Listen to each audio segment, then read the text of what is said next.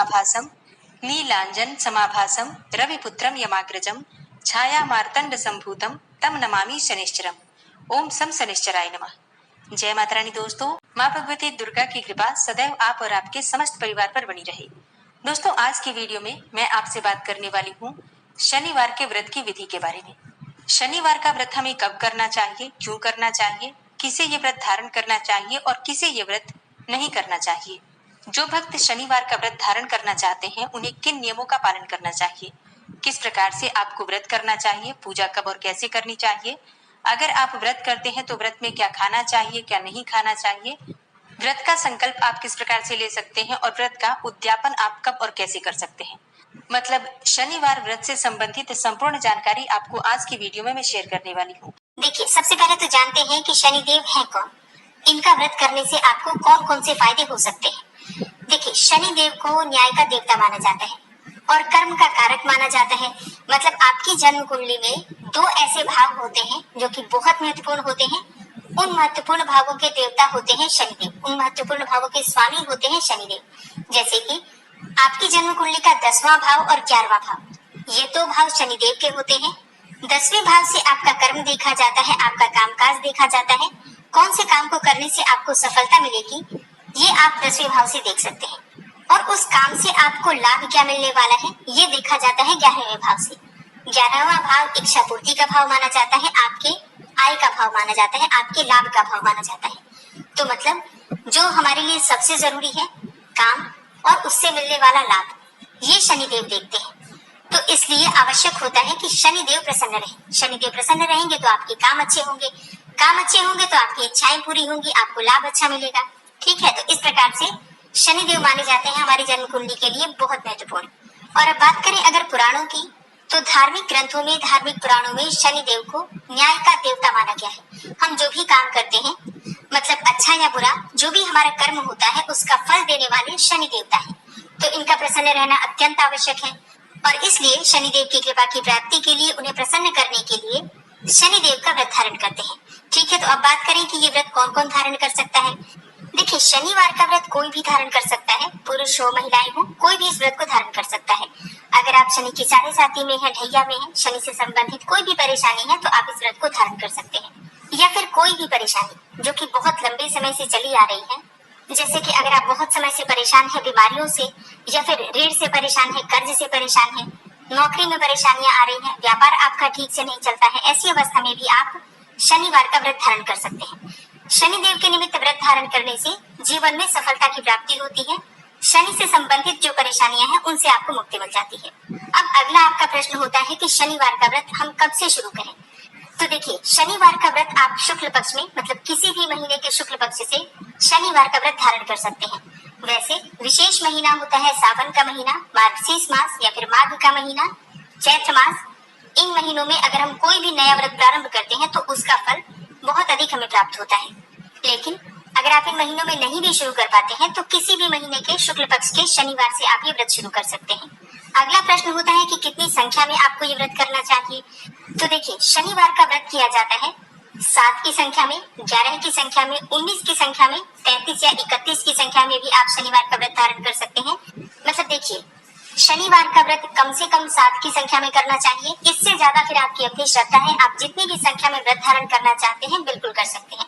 21, 51, 31, या फिर कई भक्त हैं जो कि अपनी इच्छा के अनुसार व्रत धारण कर लेते हैं कि जब तक हमारी परेशानी दूर नहीं होगी तब तक हम शनिवार का व्रत धारण करेंगे। तो आप ऐसा भी कर सकते हैं, लेकिन कम से कम 7 शनिवार आपको व्रत जरूर धारण करना है, इस बात का आपको ध्यान रखना है। अब बात करें व्रत के नियम के बारे में, तो देखिए, अगर आप शनिवार का व्रत धारण करना चाहते हैं, आप प्रातःकाल जल्दी उठेंगे। शुक्ल पक्ष के पहले शनिवार को आपको प्रातःकाल जल्दी उठना है। उठकर नित्य कर्मों से निवृत्त हो जाइए, फिर स्नान कर लीजिए, साफ स्वच्छ वस्त्र धारण कर लीजिए। और शनिवार के व्रत में शनिवार के दिन आपको नीले रंग के वस्त्र धारण करना चाहिए। अगर संभव हो तो आप चाहे तो काले रंग के वस्त्र भी धारण कर सकते हैं। ये रंग शनिदेव को अत्यंत प्रिय है। काला रंग और नीला रंग, इस रंग के वस्त्र अगर आप धारण करके भगवान शनिदेव की पूजा करते हैं तो अत्यंत श्रेष्ठ होगा। लेकिन अगर आप ऐसा नहीं भी कर पाते हैं तो किसी भी रंग के वस्त्र धारण कर सकते हैं। इसके बाद अपने घर के मंदिर में जो आप नित्य की पूजा करते हैं, प्रतिदिन की पूजा आपकी जो भी होती है उस प्रकार से आप वो सारी पूजा कर लेंगे। अब यहाँ बहुत से भक्त हैं जो कि कहते हैं कि क्या हम सूर्यदेव को जल दे सकते हैं शनिवार के दिन? जी हाँ, बिल्कुल दे सकते हैं। मतलब सूर्यदेव को जल देना हमारे लिए नियमित दिनचर्या है, वो तो हम करते ही हैं। इसी प्रकार से आप अपने घर में भी जो प्रतिदिन पूजा करते हैं, जिन भी देवी देवताओं की, उनकी पूजा कर लीजिए। फिर शनिवार के व्रत का संकल्प ले लीजिए, क्योंकि बिना संकल्प के व्रत को पूरा नहीं माना जाता है। इसलिए जब भी आप कोई व्रत प्रारंभ करते हैं तो पहले ही दिन आपको संकल्प लेना अत्यंत आवश्यक है। तो संकल्प में अपने हाथ में आप जल लेंगे, पुष्प लेंगे, थोड़े से काले तिल लेंगे, एक सिक्का ले लीजिए और व्रत का संकल्प ले लीजिए कि आज से आप शनिवार का व्रत धारण कर रहे हैं। आप जिस भी परेशानी से मुक्ति के लिए ये व्रत कर रहे हैं, अपनी परेशानी भगवान शनिदेव से कहिए, उनसे प्रार्थना कीजिए कि आपकी परेशानियों से आपको मुक्ति मिले। अगर आपकी कोई विशेष मनोकामना है जिसके निमित्त आप ये व्रत धारण कर रहे हैं, तो अपनी मनोकामना कह सकते हैं। और अब प्रश्न है कि हम शनिवार के व्रत का संकल्प किस देवी देवता के सामने लें? देखिए, आप चाहे तो घर के आसपास कोई मंदिर हो जहाँ पर शनिदेव विराजित हो, तो आप उनके साथ संकल्प ले सकते हैं व्रत का। या फिर पीपल वृक्ष के नीचे बैठकर भी पीपल की पूजा करने के बाद आप चाहे तो पीपल के पास भी संकल्प ले सकते हैं। या फिर भगवान भोलेनाथ के सामने, हनुमान जी के सामने भी आप संकल्प ले सकते हैं। तो घर में अगर शिवलिंग है तो घर में भी संकल्प ले सकते हैं, नहीं तो घर के आसपास कोई मंदिर हो, शिवालय हो, तो वहां जाकर भी शनिवार के व्रत का संकल्प ले सकते हैं। क्योंकि देखिए, शनिदेव भगवान भोलेनाथ को अपना गुरु मानते हैं और भगवान श्री कृष्ण को अपना इष्ट देवता मानते हैं। और इसी प्रकार से हनुमान जी के साथ भी उनका काफी श्रद्धा भरा संबंध है। मतलब कहा जाता है कि मित्रवत संबंध है हनुमान जी के साथ। तो हनुमान जी के भक्तों पर विशेष कृपा होती है शनिदेव की। तो संकल्प आप इन देवी देवताओं में किसी के सामने भी ले सकते हैं, या फिर अगर शनिदेव का मंदिर हो तो वहां जाकर शनिदेव के पास भी संकल्प ले सकते हैं, ठीक है। और अगर आप मंदिर नहीं भी जा पाते हैं तो अपने घर में भी भगवान शनिदेव का ध्यान करके अपने व्रत का संकल्प ले सकते हैं। संकल्प लेने के बाद आपके हाथ में जो सामग्री है उसे आप जिस भी देवी देवता के सामने संकल्प ले रहे हैं उनके चरणों में अर्पित कर देंगे और प्रार्थना करेंगे कि आपका व्रत निर्विघ्न पूर्ण हो।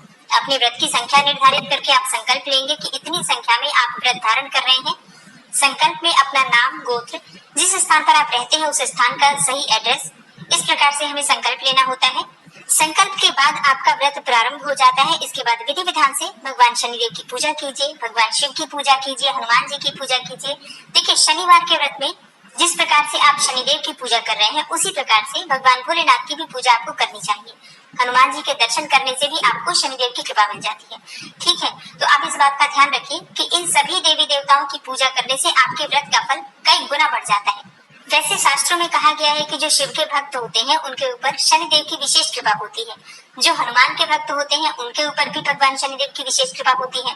तो अगर आप व्रत नहीं भी कर पाते हैं, सिर्फ पूजा करते हैं भगवान भोलेनाथ की या फिर हनुमान जी की, भगवान श्री कृष्ण की, तो विश्वास कीजिए आपके ऊपर शनिदेव का प्रभाव हमेशा शुभ ही रहता है। अब बात करें कि संकल्प लेने के बाद आपको पूजा किस प्रकार से करनी है, तो देखिए, अगर आप मंदिर जाकर, मतलब शनिदेव के मंदिर जाकर पूजा कर पाते हैं तब तो अत्यंत ही श्रेष्ठ होगा। शनिदेव का अभिषेक कीजिए सरसों के तेल से, ठीक है। शनिदेव के ऊपर आपको सरसों का तेल अर्पित करना है, धूप दीप प्रज्वलित करना है। दीपक जो आप प्रज्वलित करेंगे वो भी आप सरसों के तेल का ही करेंगे या फिर तिल के तेल का भी कर सकते हैं। शनिवार के दिन भगवान शनिदेव को नीले पुष्प अर्पित करने से समस्त प्रकार की परेशानियों से आपको मुक्ति मिल जाती है। नीले अपराजिता के जो फूल होते हैं भगवान शनिदेव को अत्यंत प्रिय हैं, तो अगर आपको मिल जाते हैं जरूर आप उन्हें अर्पित कीजिए। लेकिन हाँ, अगर आपको नीले पुष्प ना भी मिले तो जो भी पुष्प आपके पास उपलब्ध हो आप अर्पित कर सकते हैं, कोई संशय नहीं है। इसके बाद वहीं बैठकर आप मंत्रों का जप कर सकते हैं। भगवान शनिदेव के निमित्त कोई भी मंत्र, शनिदेव का कोई भी मंत्र जप कर सकते हैं। शनि चालीसा का पाठ कर सकते हैं, शनिदेव की आरती कर सकते हैं, ठीक है। तो शनिदेव के मंत्र आप पढ़ भी सकते हैं, चाहे तो सुन भी सकते हैं, मतलब मोबाइल पर भी सुन सकते हैं। आज के दिन ओम सम शनिश्चराय नमः इस मंत्र का अधिक से अधिक संख्या में जप करना चाहिए। चलते फिरते, उठते बैठते मानसिक रूप से इस मंत्र का जप करते रहिए। शनिवार के दिन शनिदेव को पंचामृत से भी अभिषेक करना शुभ माना जाता है। अगर आप चाहे तो पंचामृत से भी अभिषेक कर सकते हैं। दूध, दही, घी, शहद, शक्कर, इन पांचों चीजों को मिलाकर पंचामृत बना लीजिए और शनिदेव को अर्पित कीजिए।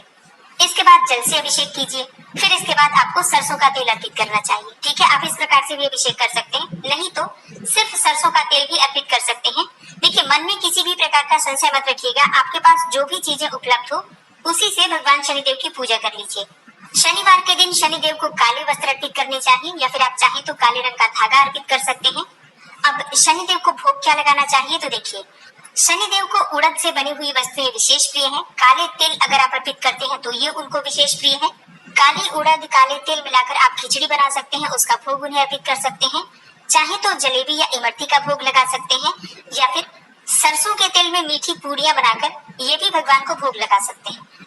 इसके अलावा जो भी चीजें आपके पास उपलब्ध हो, गुड़ या फिर शक्कर, उनका भोग भी भगवान शनिदेव को लगा सकते हैं। मतलब विशेष रूप से गुड़ का भोग भी आप लगा सकते हैं भगवान शनिदेव को। और जो भी ऋतु फल आपके पास उपलब्ध हो तो ऋतु फलों का भोग भी लगा सकते हैं। विधि विधान से पूजा करने के बाद उनकी आरती कर लीजिए। अच्छा, अब जैसे कई भक्तों के प्रश्न होते हैं कि पूजा का समय क्या होता है। देखिए, सुबह की पूजा जितनी जल्दी हो सके कर लीजिए। मतलब सुबह जितनी जल्दी हो सके उठकर नित्य कर्मों से निवृत्त होकर स्नान करने के बाद अपने व्रत का संकल्प ले लीजिए। और घर में पूजा करने के बाद अपने घर के आसपास अगर कहीं भी पीपल का वृक्ष हो तो वहां जाकर पीपल की जड़ में जल अर्पित कीजिए। इसके लिए एक पात्र में आपको थोड़ा सा जल लेना है, थोड़ा कच्चा दूध डालना है, शक्कर डालना है, थोड़े से काले तिल डालने हैं, पुष्प ले लीजिए, धूप दीप इत्यादि ले लीजिए और सभी चीजें लेकर पीपल के पास जाइए। पीपल देवता को प्रणाम कीजिए, उनसे प्रार्थना कीजिए, भगवान शनिदेव का ध्यान कीजिए और फिर पीपल की विधि विधान से पूजा कर लीजिए। जो जल है वो पीपल की जड़ में अर्पित कर दीजिए। सुबह और शाम दोनों समय आपको दीप दान करना है पीपल के पास, ठीक है। अच्छा, पीपल की पूजा सुबह सूर्योदय होने के बाद करना है, सूर्य निकलने के बाद ही आपको पूजा करना है पीपल की। और शाम को सूर्यास्त होने के बाद ही पीपल की पूजा की जाती है। दोनों समय पीपल की पूजा अत्यंत आवश्यक है अगर आप शनिदेव का व्रत धारण करते हैं तो। और अगर आपके घर के आसपास पीपल का वृक्ष है तो। पीपल का वृक्ष ना हो तो क्या करें, ऐसे में घर के आसपास कहीं शमी का पौधा है तो वहां भी जाकर पूजा कर सकते हैं। या फिर घर के आसपास शिवालय हो या फिर घर में ही शिवलिंग हो तो शिवलिंग की भी पूजा कर सकते हैं। पूजा पूर्ण करने के बाद भगवान शनिदेव से प्रार्थना कर लीजिए, क्षमा प्रार्थना कर लीजिए कि व्रत में पूजा पाठ में किसी भी प्रकार से जाने अनजाने गलती हुई हो तो उसके लिए क्षमा कीजिए। अब बात करें कि व्रत में खाना क्या होता है तो देखिए, दिन में आप फलाहार कर सकते हैं, कोई सा भी फल खा सकते हैं, जूस पी सकते हैं, फलों का रस ले सकते हैं और फिर शाम की पूजा करने के बाद आप व्रत खोल सकते हैं अपना मीठा भोजन करके। मीठे भोजन में आप कोई भी वस्तु मीठी खा सकते हैं, जैसे कि अगर आप सरसों के तेल में बनी हुई चीजें भगवान को अर्पित करते हैं और वही ग्रहण भी करते हैं तो इसे श्रेष्ठ माना जाता है। जैसे कि सरसों के तेल में आप पूड़ियां बना सकते हैं, मीठी पूड़ियां, या फिर हलवा बना सकते हैं, या फिर आप जलेबी या इमरती खा सकते हैं। भगवान को वही भोग लगाते हैं, फिर वही आप ग्रहण भी कर सकते हैं प्रसाद स्वरूप में। परिवार के सदस्यों में भी वितरित कर सकते हैं। अच्छा, शनिवार के व्रत में नमक का सेवन नहीं किया जाता है, सेंधा नमक भी नहीं खाना चाहिए, इस बात का आपको ध्यान रखना है। अब आपका अगला प्रश्न होता है कि शाम को व्रत हम कब खोलें, मतलब भोजन कब करें शाम को। तो देखिए, भगवान शनिदेव की जो शाम की पूजा होती है सूर्यास्त के बाद की जाती है। पूजा करने के बाद आप अपना व्रत खोल सकते हैं, जैसे कि सूर्यास्त होने के बाद कम से कम 1-1.5 घंटे के बाद ही व्रत खोलना चाहिए, इस बात का आपको ध्यान रखना है। सूर्य जब अस्त हो जाते हैं उसी के बाद आपको शनिदेव का जो व्रत है वो समाप्त करना चाहिए। शनिवार के व्रत में अन्न का सेवन एक ही बार किया जाता है। दिन में आप फलाहार कर सकते हैं, शाम को सूर्यास्त के बाद भोजन कर सकते हैं, मीठा भोजन। अब बात करें व्रत के कुछ विशेष नियमों के बारे में तो देखिए, जैसा कि आप सभी जानते हैं शनिदेव कर्म के देवता हैं। जैसा हम कर्म करते हैं वैसा ही हमें फल देते हैं। शनिदेव न्याय करते हैं, उनके सामने फिर चाहे कोई भी हो न्याय वही होता है। मतलब जो भी आप कर्म करें उसी के अनुसार आपको अच्छा या बुरा परिणाम मिलता है। तो आपको ध्यान रखना है कि आपको झूठ नहीं बोलना है, निंदा नहीं करनी है, किसी की भी निंदा नहीं करनी चाहिए आपको। गरीबों को, मजदूरों को परेशान नहीं करना है, कोई भी जीव जंतु हो उनको परेशान नहीं करना है। और ये ऐसा नहीं है कि आप शनिवार के दिन ही करेंगे, आपको रेगुलर बेसिस पे इस बात का ध्यान रखना पड़ेगा कि आपकी वजह से किसी को भी कष्ट ना हो। माता पिता गुरुजनों का आदर करेंगे। जो आपके घर में काम करने वाले लोग हैं, चाहे आपके साथ ऑफिस में जो काम करने वाले लोग हैं, विशेषकर जो आपसे नीचे काम कर रहे हैं, उनका आपको ध्यान रखना है। उनकी खुशी का अगर आप ध्यान रखते हैं तो आपकी खुशी का ध्यान शनिदेव रखते हैं। और अगर आप शनिवार का व्रत करते हैं तो शनिवार के दिन आपको ब्रह्मचर्य का पालन करना है।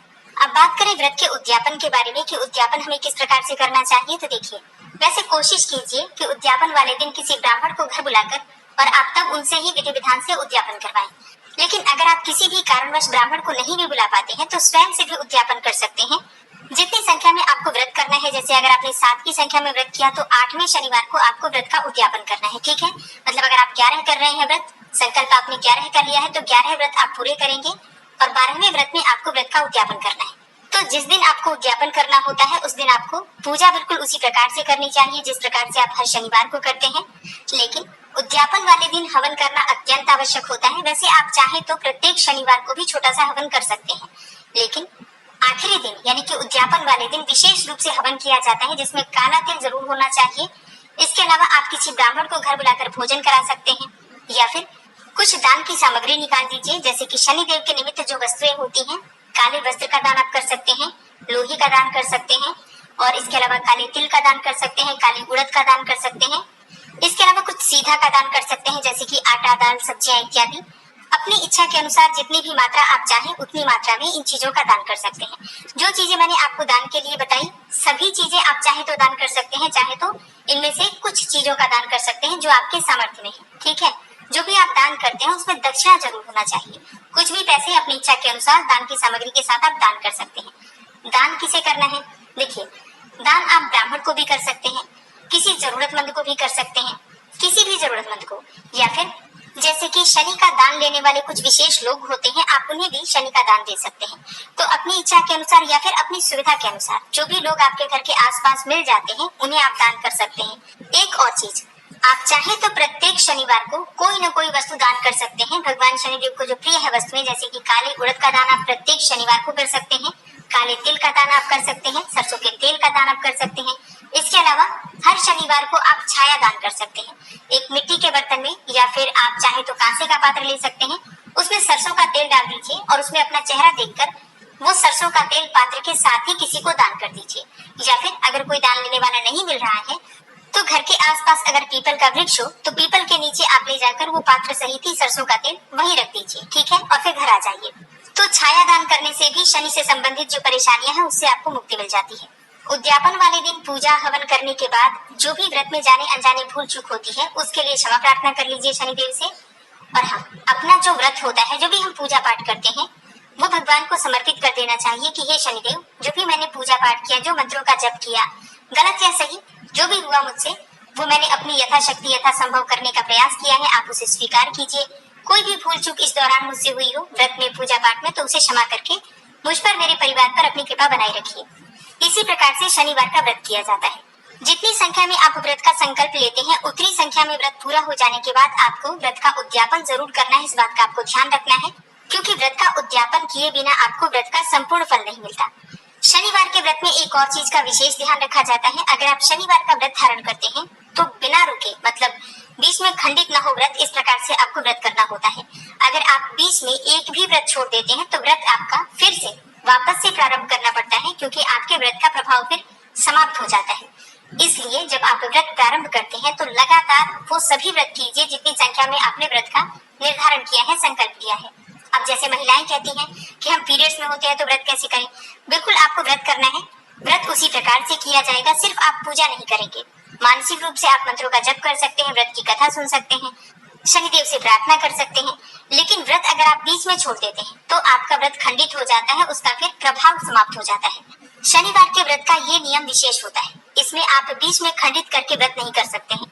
तो जब आप व्रत प्रारंभ करते हैं, नियम से लगातार आप ये व्रत पूरा कीजिए, उसके बाद आप व्रत का उद्यापन कर दीजिए। बीच में आपको व्रत नहीं छोड़ना है, ये बहुत जरूरी नियम है, इसका आपको ध्यान रखना है।